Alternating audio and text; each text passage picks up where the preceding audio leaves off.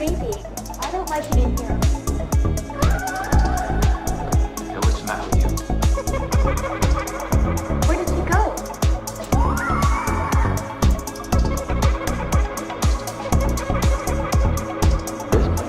Wild. Put your soul into it.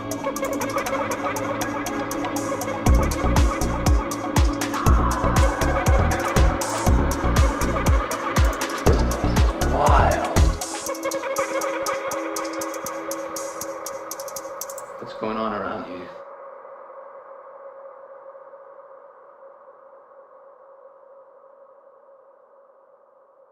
So it's kind of actually been a long journey for me. It's not like something that happened all at once for me. I was actually very science-minded when I was a kid and an atheist. I didn't believe in much of anything other than logic, fact, and science. And then I started sort of backing up and relaxing a bit as I started experiencing things that science didn't really explain and actually said was not real. And I started realizing, you know what, I need to just sort of reassess and explore reality myself and see what I can see as true or not true myself. And when this really started when I was a teenager, and I just kind of looked at everything through the point of view of superheroes because it was something I was really into, and it was something that was as close to science that explained what I was going through as I could get at the time. And yes, hello and welcome everybody to Haunting Live podcast this week. Thank you so much for being here. After a short break last week, we are back live today, so we appreciate you following us on social media. We've noticed a whole bunch of new subscribers lately on our YouTube channel, so we appreciate that very much. And of course, if you like what you see here each and every week, we do have a brand new guest every single week here that talks about different topics in the paranormal field, like today. So if you do like what you see, don't forget to hit that like button on our video. That helps us out. And also hit the subscribe button if you feel like subscribing to our channel as well. And of course too, if you do miss our live show on YouTube, you can always catch it later on the podcast apps and just listen to it when you have time to. So it's up there as well. But today we do have a special guest joining us. We do welcome Liz Worth. She is a tarot teacher as well as an author. So we're going to be talking to her today about what it means to learn tarot. Very interesting topic. So let's bring her in here. Hi Liz, how are you? Doing well. Thank you so much for being here on Haunting Live with us this week. We appreciate you taking time out and joining us to talk about what you do. And you're a teacher and author, correct?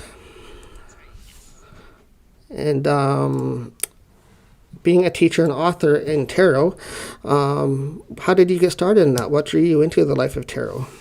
Yeah, I was always really interested in the occult and divination ever since I was a kid. And I was really encouraged to explore those things because my mom was really interested in readings and horoscopes. And she used to have psychics over to the house.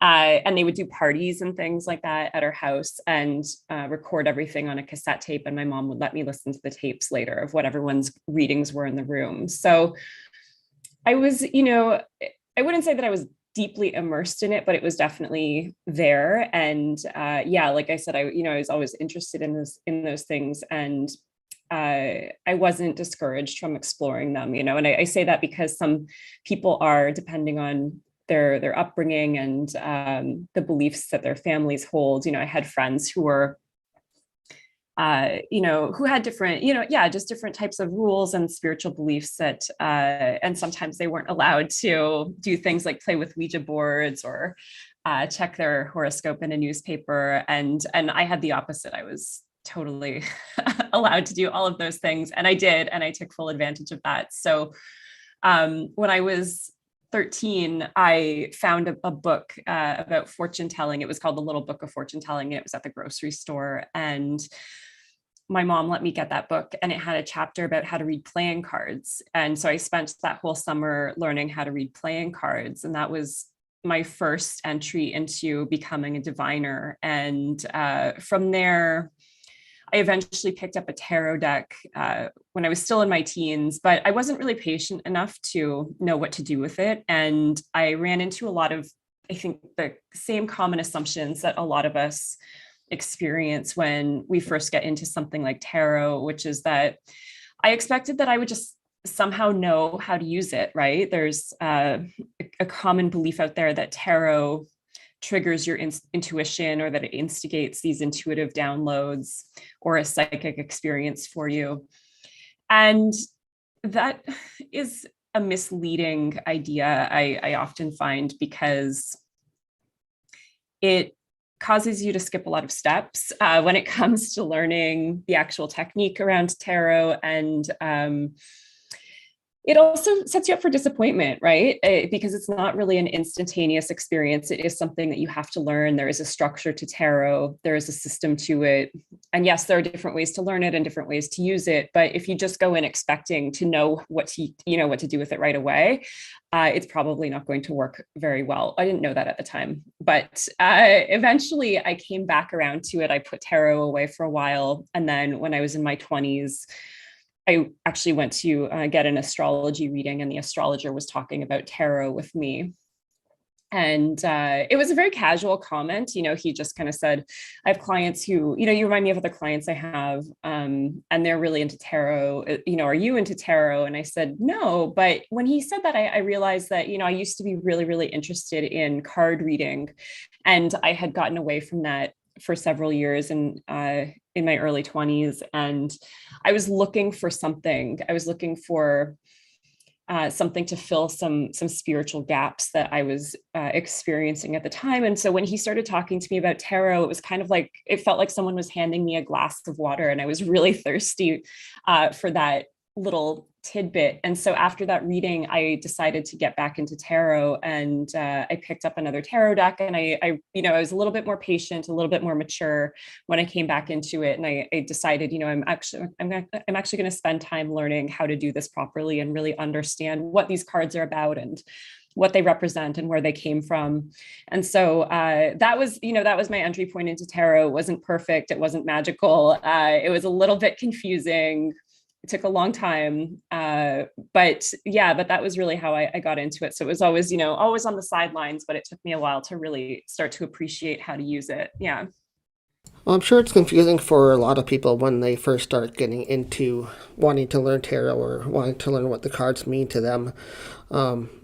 I myself have been trying to get into that topic as well, and I find it really difficult to sort of interpret what all the cards mean. There's so many cards in a deck, right? So how would you recommend people, well, first of all, choosing their deck to use, and what would you recommend for people picking out their own deck? Because I've heard there's different ways of doing it for yourself. So how would you recommend people choosing their first deck? Ooh, I love this question. Okay, so my answer is not going to be an answer that everyone agrees with, and that's okay. But I think that decks are actually really important because it's easy to choose the wrong deck. And right now we live in a time where there are so many great tarot decks coming out on such a regular basis. And tarot is definitely experiencing a golden age. But not every tarot deck is created equal in that the images are not always that easy to read. And what I teach people to do is how to actually read the artwork on a tarot deck, and to look at tarot as a visual language first and foremost. So if you're choosing a deck, you might see something that's beautiful and you might really think this artwork is amazing. But if you're not looking at whether you can actually read those pictures for things like body language, direction, patterns, then you might find it very challenging to understand the ins and outs of that deck. So I recommend that people tend to start on decks that are a little bit more traditional. The Rider-Waite-Smith is always a classic, but it's one of the most popular decks in the world for a reason, right? It's easy to read, and a lot of modern decks are based off of that deck. And there are many decks that are inspired by the Rider-Waite-Smith as well, that are out there that are just as good and just as readable and just as accessible, but finding something that is either Rider-Waite-Smith based or just going straight with that Rider-Waite-Smith deck tends to be where I steer people first, especially if they're working with a deck that's just not working for them. And it's like, sometimes the problem is not you, sometimes the problem is actually the deck. Yeah. So do you think that a certain deck will sort of quote unquote speak to a person then when the person is choosing the deck for themselves? Does that deck sort of reach out the energy to the person, say, yes, this one's right for you? Because I've heard ways of doing it, like you're supposed to touch the deck with your hand to see if you can feel the energy of it and stuff like that. So do you think the decks actually do that, or is it just sort of how you connect with the deck personally? So again, I don't always have the most popular opinions out there, and that's okay. I tend to be cautious about that kind of advice, because if someone's really, really new to tarot, right? If they're going out, they're getting their first tarot deck, they're brand new in this kind of world, they don't know a lot about what it means to connect their intuition. They don't really have a lot of training around what it means to follow those hunches and those feelings. It gets really confusing to think, am I having a passing thought? Am I having an emotion? Am I just a little bit hungry, and things are just off in my body? I find that it can be very challenging to try to pick up on things like energy like that. So again, I recommend that people go with a deck that is actually going to give them readability first and foremost, rather than thinking that the deck has some kind of consciousness. And this is another thing that people won't always agree with me on.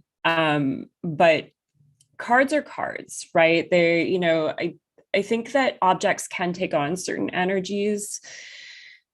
I know I sound very skeptical when I'm talking about this. I'm not, I used to work in a crystal store. I understand, that things can have a certain frequency to them, but I don't think that everything necessarily does. And sometimes, for you to actually have a bond with an object or to create that kind of energy around an object, you actually need to have a relationship with it for a while. So a deck that's sitting in a package on a bookshelf that's fresh out of a factory may not actually be reaching out to connect with you, right? It might just be sometimes our imagination, sometimes a wish, right? Some wanting to have that kind of connection to something. So we have to be very mindful and use very strong, I think, willpower when we're trying to engage in tarot in that way, because it's very easy for us to start to tell ourselves stories sometimes about something that's happening that may not actually be happening. Does that make sense? Yeah, that's true. I think you have to be slightly cautious when you're new into this field. Even dealing with any type of energy work, you have to be cautious. And dealing with cards and you're trying to get answers from some kind of modality is being cautious as well. So definitely good advice, I think, for the beginner tarot person that wants to get into it.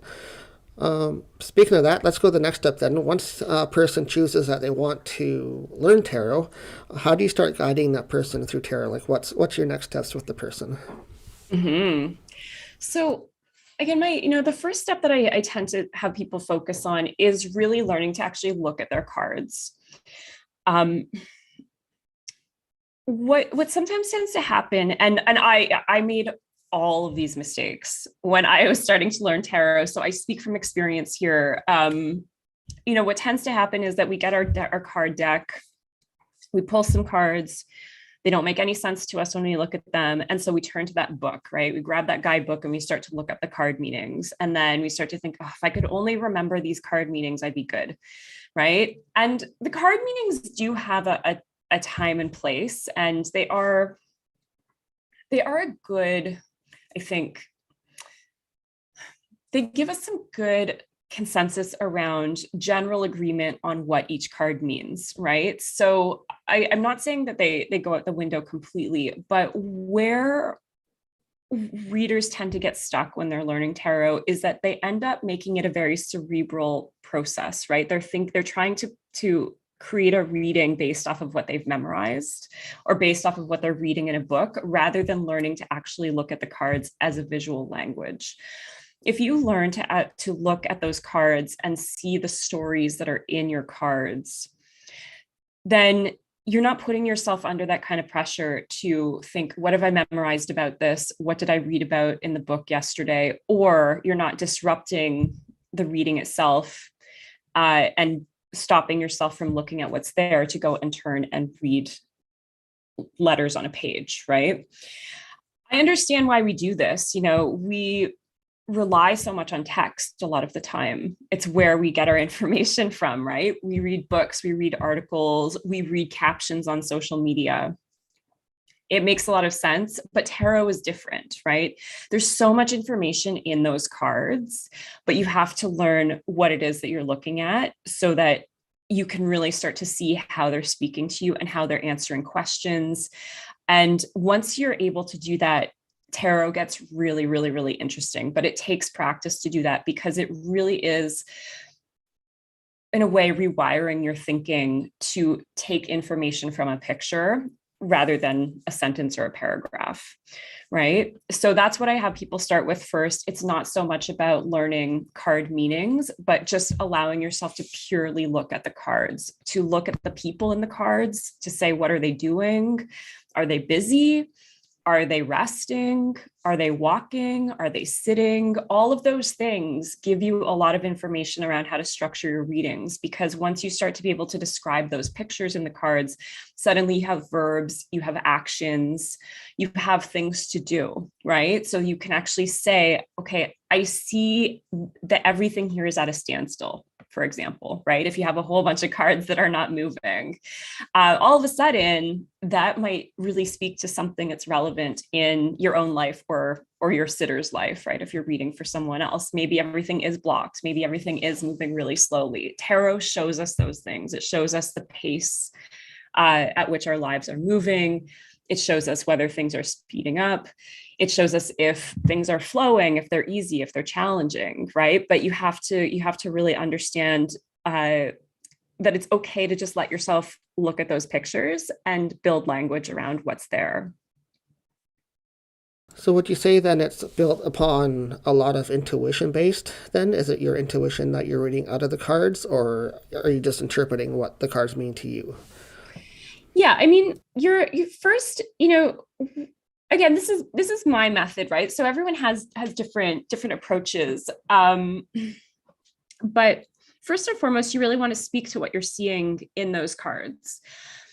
I think that intuition does play a role in readings, but intuition tends to come once you're really comfortable with understanding what the cards represent, right? So really understanding how are you looking at them, understanding also what are those images in terms of maybe, sometimes they're archetypes, they're roles in the deck itself. Every card in tarot is there for a reason, right? So understanding why have these specific cards shown up in my reading? Why are these specific cards answering a question, right? Being able to really let yourself talk about what's there in front of you is the first part.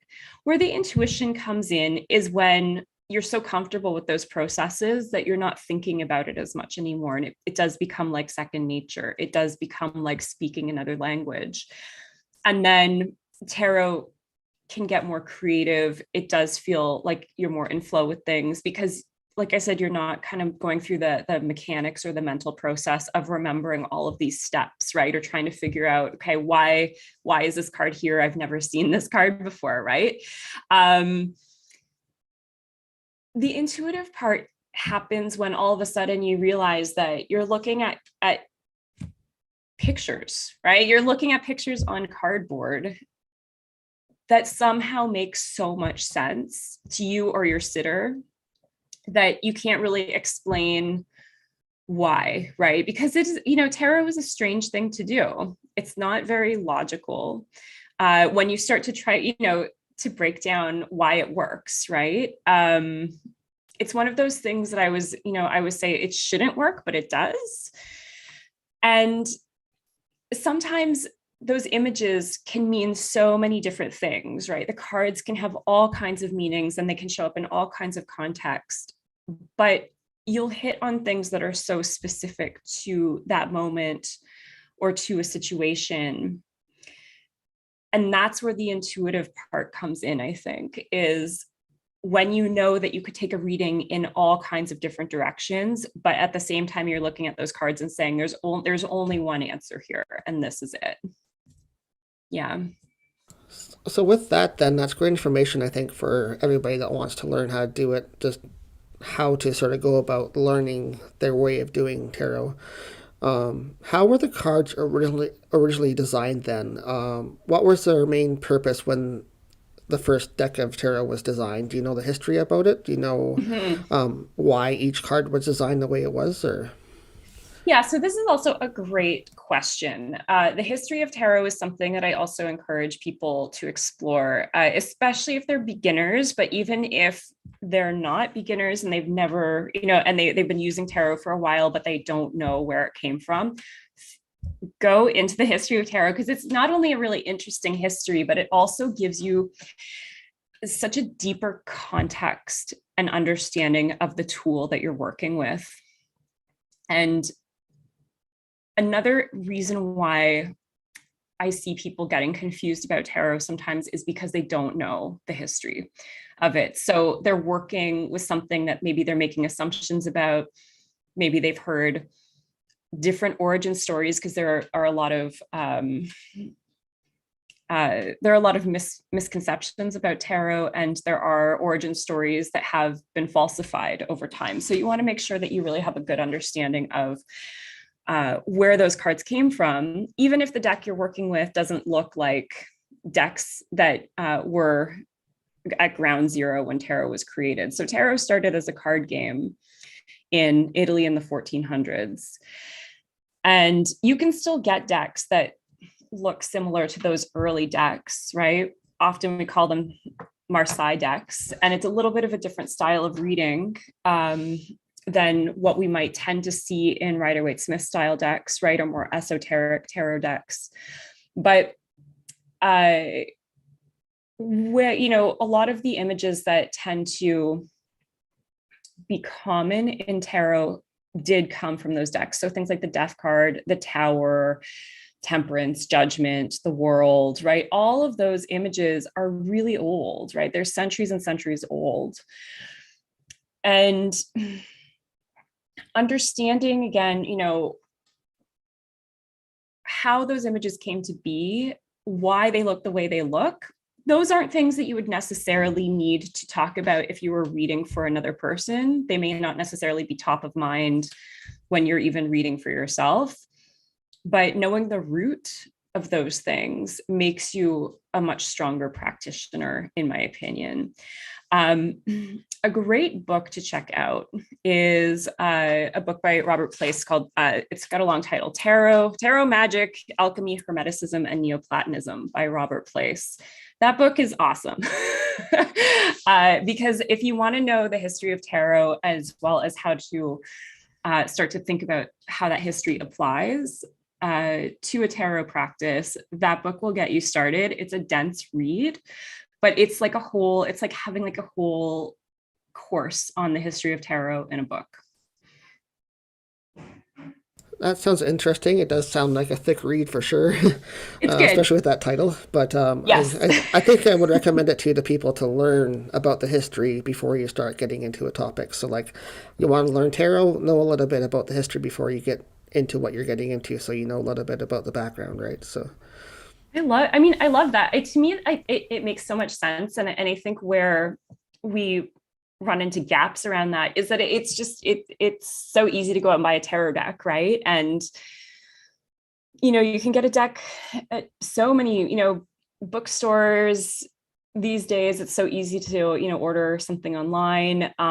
But, you order a deck, it doesn't necessarily come with any context for the history of those cards. And so sometimes, I do think that people just end up with these cards in their hands, and they don't really know how to go deeper than that, right? Or there's nothing that's easily pointing them to start with the history first. But yeah, I totally agree. It's sometimes I always say we learn tarot backwards in some ways because of that, right? We don't start at the beginning, we start right now.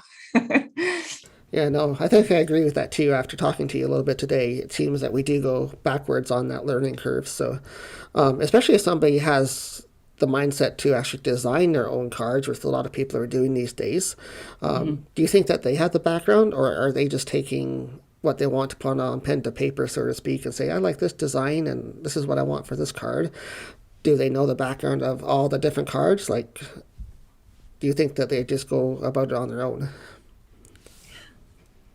I don't know. I don't. I don't know. I don't know what every deck creator is up to.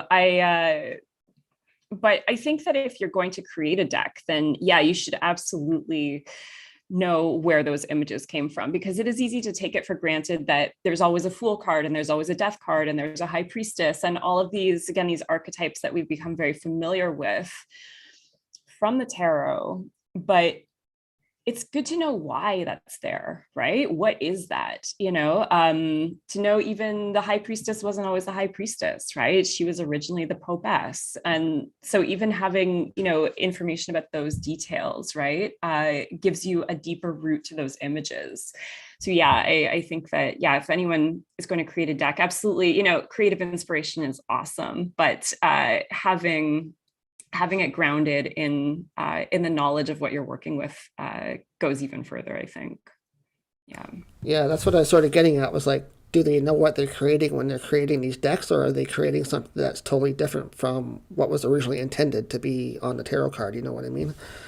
Yeah, and I mean, I think it's okay. Tarot is a really interesting study in evolution, I think, in creative evolution, spiritual evolution, because tarot has always changed. Even looking at early iterations of tarot decks when it was still being used as a card game, the images sometimes varied from deck to deck, right? Region to region.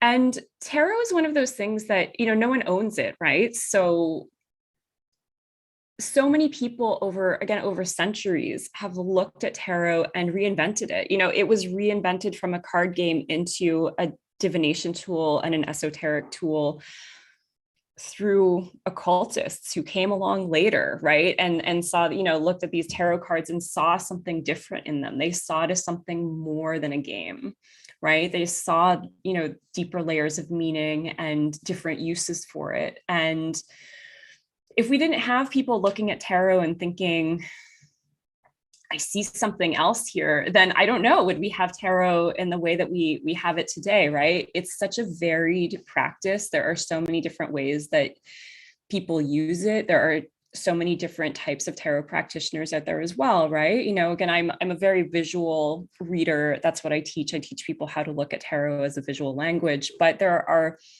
other practitioners who incorporate different modalities with tarot, right? Some people combine Kabbalah and astrology with tarot. Some people use it as a psychological tool. Some people use it as a self-care tool. Sometimes people use it in their therapy practices, right? So, tarot has never, I think, been just one thing. So I think it's okay for it to continue to evolve and grow, because that seems to be its nature. It seems to be what it wants to do. And so I don't think that there's anything wrong with deck creators who come along and make tarot for the present day, right? Because we need that as well, right? But yeah, but you don't want to lose the history or the lineage of it either, right? You don't want to lose that information, because there is centuries of ideas and collective opinions and wisdom in that deck too. So we can't we can't lose sight of those things. You want to carry on those threads, but also make it relevant for now. Yeah, I agree with that as well. Like, times change, so you got to change the modality that you use in tarot, or any type of deviation that you use. You got to change with the times and make it work for what's now, right? So, Absolutely. Yeah, I agree with Yeah. that too. So Yeah. I think it's good that these new decks are coming out, that you have a lot of selection to choose from when you want to go and buy a new deck. So there's tons out there for people to pick from. So what's your favorite type of deck to use? What do you like to use? Oh, I tend to stick to the same decks. Yeah, I like the Rider-Waite-Smith. That's the one that I teach on. I like a deck called the Cosmic Tarot as well. It's a fun one. It's based off the Rider-Waite-Smith, but like it sounds, it has got a little cosmic vibe to it. The Morgan Greer is another really good one. Yeah, I mean, those tend to be my go-tos. Yeah. That's cool. And how do you Yeah. normally do it for clients? Do you use a certain style of spread of cards, or do you try to use the same type of work each time you do it for a client, or how do you normally do a reading for a client, like your spreads? Yeah. So typically I'm a very question-oriented reader. So when people come to see me, they tend to bring a list of questions. And that's how my practice has evolved over time, is just to be able to answer, kind of whatever's top of mind for someone. So I find that for me, the best way to do that is just to do a 3-card open reading. So no positions, pull 3 cards in answer to that question. I let the question inform the context of the reading, and I read the cards as they are, as they show up. I do use some tarot spreads, and I think that they can be really helpful for people who don't have questions, right? Because tarot spreads impose those questions basically on the cards. The challenge that I find with spreads is that sometimes, it's a lot, you're putting a lot of pressure on one card to speak to one area of life, right? So for example, with a popular one like Celtic Cross, to look at a Celtic Cross, and that the last card in the Celtic Cross typically is used as the outcome card, right?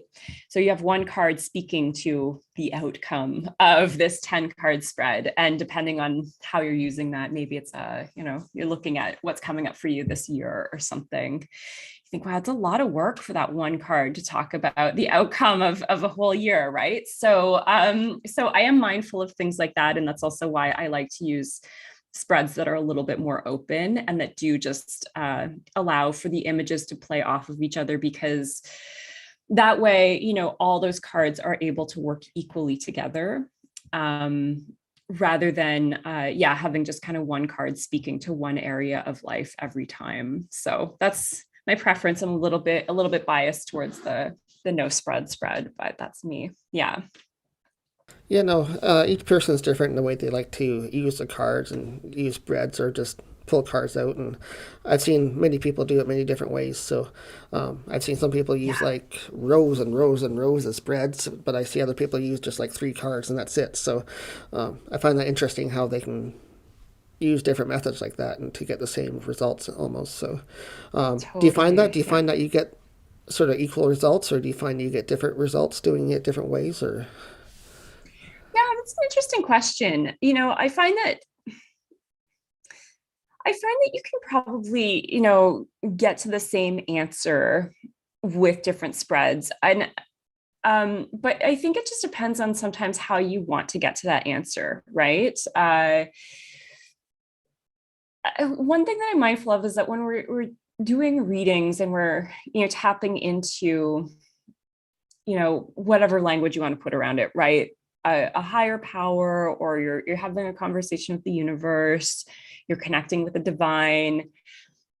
If there's a message about a lesson that you're moving through in your life, or a theme that you're experiencing, or something that's going on, that message will come through somehow, right? It's not necessarily going to be lost because you used a tarot spread versus an open reading. Or, I think that if those things are important and they're really, choosing to come through our divination practices, then they'll show up somehow, right? And I found that even when I used to use astrology in my practice, because I'm trained in astrology as well. And, sometimes people would come for an astrology reading and then they'd come back a while later and want a tarot reading.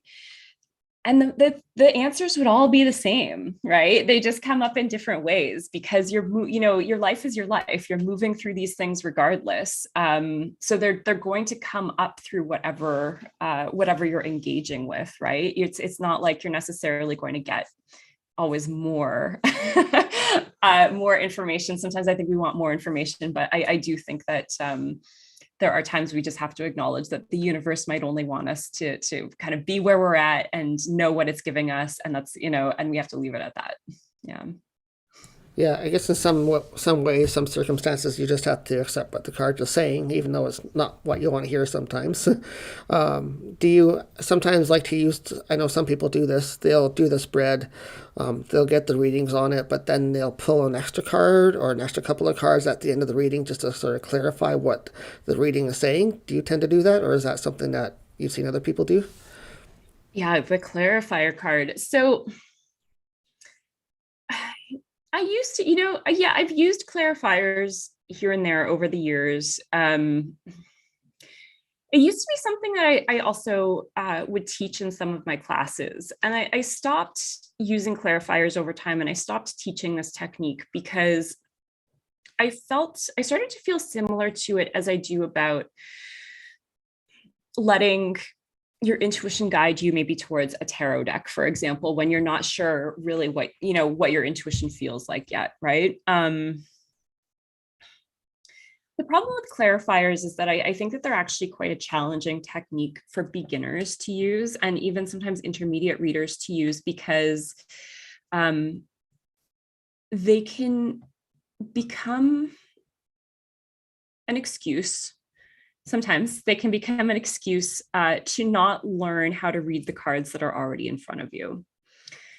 And so what I noticed was that when students would use clarifiers, that's what they would do sometimes. They wouldn't push themselves to work with maybe the 3 cards that they were reading on. They'd say, I don't like these cards, or I don't really understand them, or I'm not sure I'm getting this, so I'm just going to pull more. And you have to have very, very, very, very strong boundaries around your tarot practice if you're going to use clarifiers, because otherwise it's so easy to let yourself end up pulling the whole deck sometimes, right?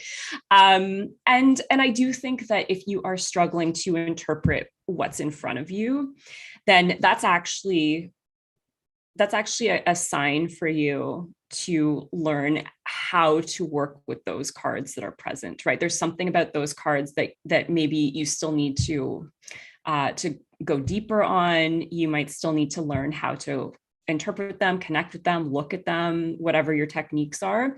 So that's why I pulled back a bit from clarifiers. I think, again, they can work, but they have to be used with such discretion and such specificity.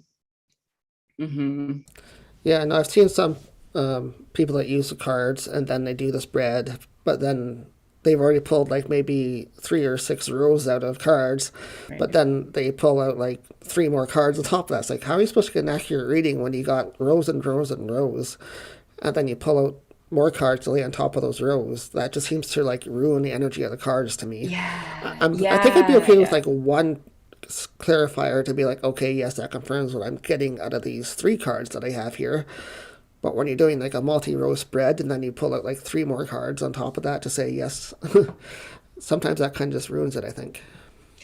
I agree. It can dilute the original message for sure. And it can be confusing to the reader as well, right? Because all of a sudden you have all these different images that you're looking at. There are a lot of cards in tarot that can contradict each other, right? There are cards that are opposites to each other. They feel opposite to each other. And so once you start to get too many cards in the mix that were not part of your original intention for that reading, then you can end up with so many mixed signals as well, which is why I think it's really important that if you're using clarifiers, you really have a clear understanding of what the role of a clarifier is in your reading, what it's there to do, what your boundaries are with it, and also when are you using it, right? Because if you're using it just because you're not sure what you're looking at, then you need to figure out what it is you're looking at first and foremost before you start pulling extra cards, because extra cards won't help you at some point, right? It will just make it worse. No, exactly. If you don't understand what's there in front of you as it is, you need to interpret that a little bit better, I think. Exactly. Yeah. So, Yeah. well, thank you for joining us here today, Liz. I appreciate you taking your time Oh, to thank you. sort of talk about what you do and how you work with tarot and how you teach tarot as well. I thought that was really interesting that you have a school out there where you have students and you actually teach that as a class. So, thought that was really interesting. Thank you so much. So, what else do you do besides tarot? Is there something you want to touch on before we let you go? What else do I do besides tarot? I mean, I do a lot of other things besides tarot, but I find that for the most part, tarot is usually what people are interested in hearing from me about. So, yeah. So yeah, if people want to learn more about my tarot work, they can go to lizworth.com and check out what I have there. I also have a lot of free resources on my website. In a free resource section for different levels of readers. So readers who are totally new at the beginner stage, I have really good beginner resources available there, but also I have intermediate resources around things like asking questions and what to do after you've learned some of those beginner basics and things like that. So that's often where I recommend people go to check out more and get a taste of how I talk about tarot and what I do with it. And if they think that my methods and my approach work for them, then they can grab all those things and go from there. That's cool. I think you have all that information available for the beginner tarot person that wants to get into that and start at that level. They don't have to jump into like an intermediate level or something like that. That's too difficult for them. So I think that's one thing too a lot of people tend to do when they learn tarot. They go to somebody and then they sort of thrust upon their knowledge upon somebody and they don't understand it fully because they're not at that level, right? So yeah, and it's hard, I think, these days. One thing that I find is really getting in people's way is accessing tarot online, especially through social media, and finding that sometimes they're seeing readers do things that maybe, they don't have the context for, they don't have the training for, or seeing readers do things that maybe are really popular for the algorithm, but that are not necessarily the best techniques to actually put into practice for themselves. And so I think it's important to remember that we do have to figure out what our first step is when we want to learn any skill, right? Whether it's tarot or another type of divination or anything else, there is a place to begin. And then once you're at that starting point, then you take another step and another step and then another step and let it build. But online, it can be hard sometimes because social media is not a curriculum, right? So everything comes at you very randomly, and you don't always have the background or the context for what people are doing or why they're doing them. So I do think that it can be helpful sometimes for those who are maybe confused about what they're doing with tarot or trying to figure out, why aren't things working? It's okay sometimes just to take a step back and figure out where are the gaps in your knowledge or where are the gaps in your experience and find a way to start to fill those. Because it's really easy right now, I think, to get discouraged, but also to sometimes be misled by too much information. There's just too much information out there, and it's okay to go a bit slower with it. yeah, no, I find that all the time when I'm trying to look up or resource something or looking up information. It's just like information overload sometimes. You don't know where to look and you get frustrated some days. But thank you for... And so many people are doing different things, right? Yeah. And it's good that you have that information out there for people to actually just sort through and say, well, this is beginner stuff only. You can look at this and then move on. So exactly. Yeah. Well, thank you very much, Liz. I appreciate you being here at Haunting Live and talking to us today about tarot and how you teach it and what you do with it. It's been very interesting. So thank you. Oh, thank you so much. I really appreciate it. Anytime. And so you have a website as well. You mentioned quickly earlier, but what's the website again? Yes, lizworth.com. Lizworth.com. Okay, I recommend everybody go check that out. And thank you again for being here today and talking about what you do, Liz. Appreciate it. Thank you. I appreciate it as well. Thank you so much. Thank you. Have a great rest of your weekend. You too. Thank you. Bye-bye. Bye.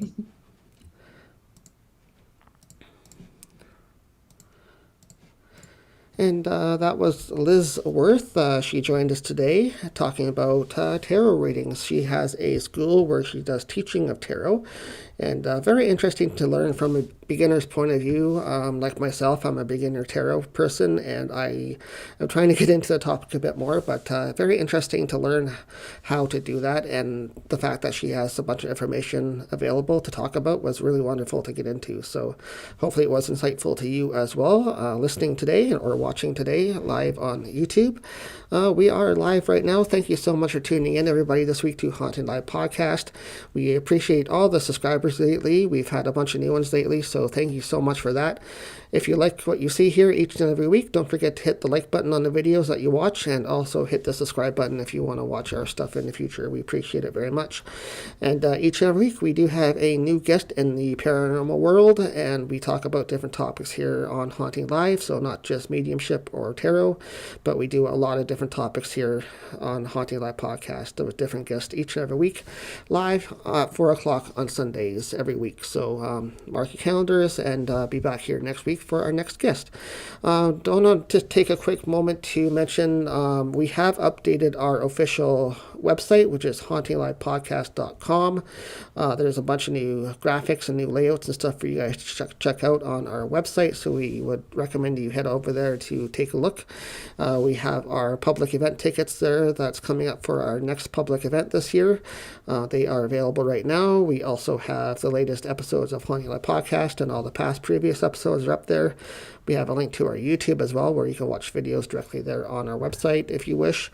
And also, don't forget to check out our merch store. We have a lot of great items in the spiritual paranormal world that are available to purchase under our merch page.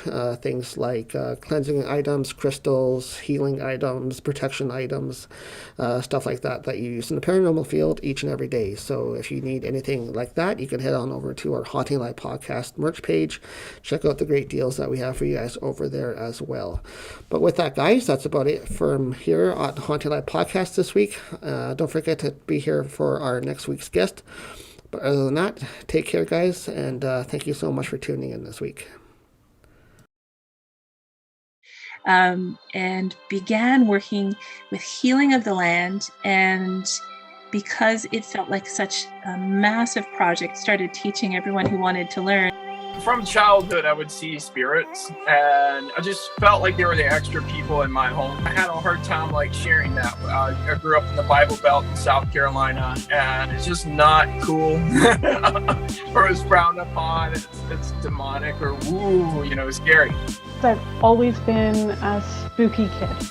I love everything paranormal. I don't have a memory where I didn't believe in magic and the paranormal. I use my intuitive abilities to help people identify their inner self, so have a deeper self-awareness. And through that, I'm able to help them see different perceptions and different belief systems that might be preventing them, exploring their journey. Nice baby. I don't like it in here. Hey, what's the matter with you? Where did he go?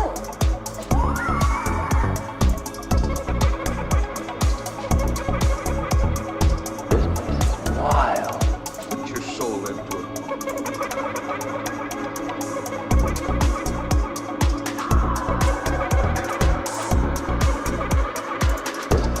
Wild. What's going on around you?